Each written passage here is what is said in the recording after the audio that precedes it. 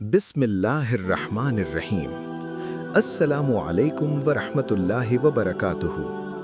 आज हम एक ऐसे अजीम और ईमान अफरोज़ वाक़े पर बात करने जा रहे हैं जो ना सिर्फ मुसलमानों के दिलों को नूर से भर देता है बल्कि जदीद साइंस को भी सोचने पर मजबूर कर देता है, और वो है मेराज मुस्तफ़ा सल्लल्लाहु अलैहि वसल्लम।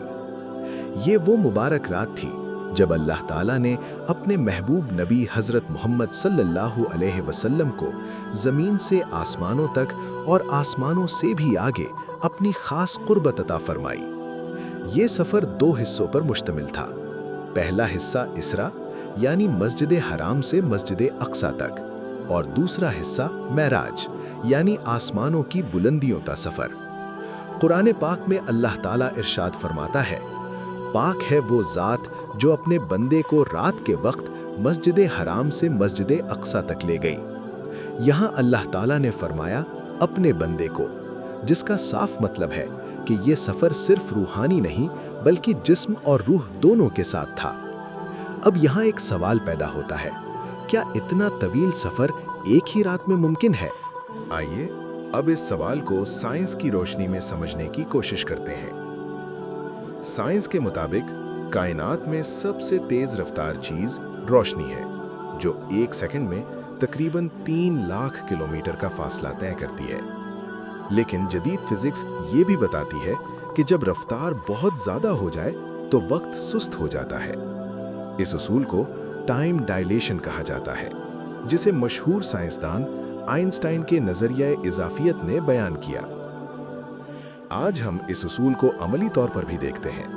मिसाल के तौर पर खला में गर्दिश करने वाले सैटेलाइट्स का वक्त जमीन के वक्त से मुख्तलिफ होता है, इसीलिए जीपीएस सिस्टम में वक्त की बाकायदा तस्हीह की जाती है।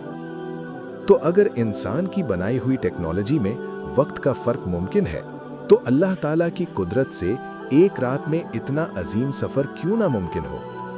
हदीस मुबारका में आता है कि नबी करीम सल्लल्लाहु अलैहि वसल्लम ने बुराक पर सफर फरमाया, और बुराक की रफ्तार ऐसी थी कि उसका कदम वहां पड़ता था जहां उसकी नजर पहुंचती थी।